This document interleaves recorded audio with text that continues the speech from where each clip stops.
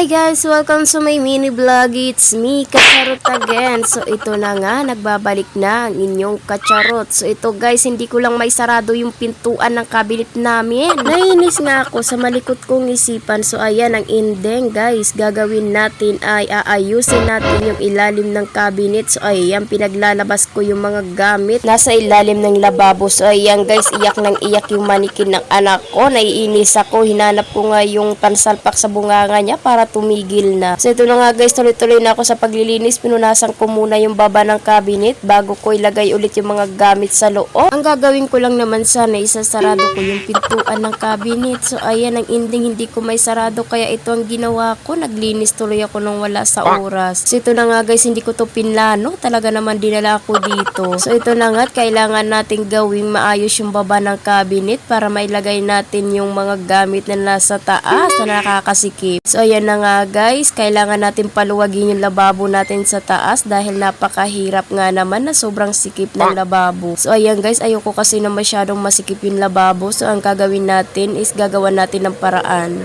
Napakakunti lang naman ang gamit namin dito sa loob ng bahay. Talagang hindi magkasya o maliit lang talaga yung bahay namin. Hindi naman karumihan yung ilalim ng cabinet namin dito sa may lababo. Talaga malinis yan kahit tumira ka pa dyan, char. Makalat lang talaga siya dahil yung laruan ng anak ko dyan nilalagay. So ayan na nga, hinata ko na nga tong kalahating kaban ng bigas. Speaking of bigas, grabe na ngayon, sobrang mahal na nung nangyari, char. So ayan, napakahirap talaga magsayang ng pagkain. So ayan guys, napakamahal na ng bigas.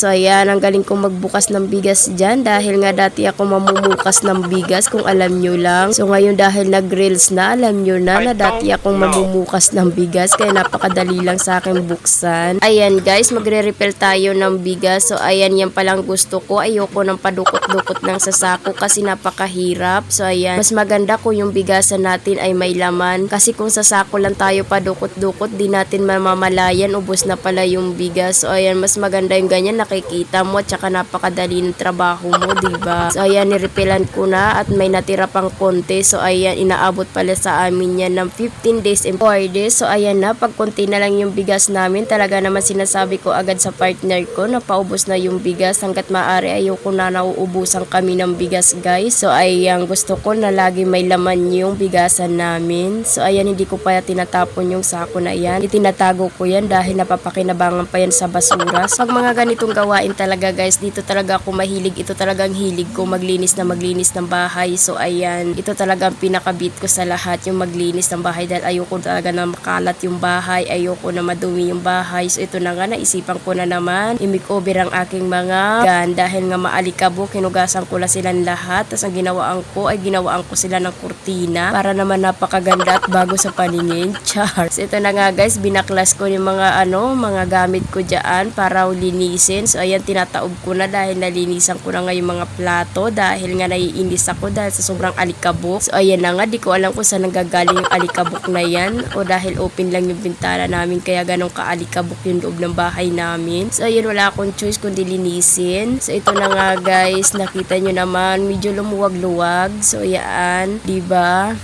Napakaganda na talaga. So ayan, may pakortina pa ang person para mahirapan naman sila hanapin yung plato ko, char. So ito na nga guys, diba, napakadali lang basta sinisipag ako, pero pag tinatamad talaga ako ay wala talaga ako nagagawa sa buong araw. Pero pag sinipag naman ako, nakita nyo naman kung gaano karami ang ginagawa ko. So ito na nga yung ilalim ng cabinet namin, naka-organize na, maayos na. So ayan, na isasara ko na siya ng maayos guys. Ganyan, nilagay ko na lang sa baba yung lagayan namin. So ayan, wala na pala kami mga sabon, kailangan ko na pala mag-refill ng mga sabon dahil ubos na. So ayan, thank you for watching.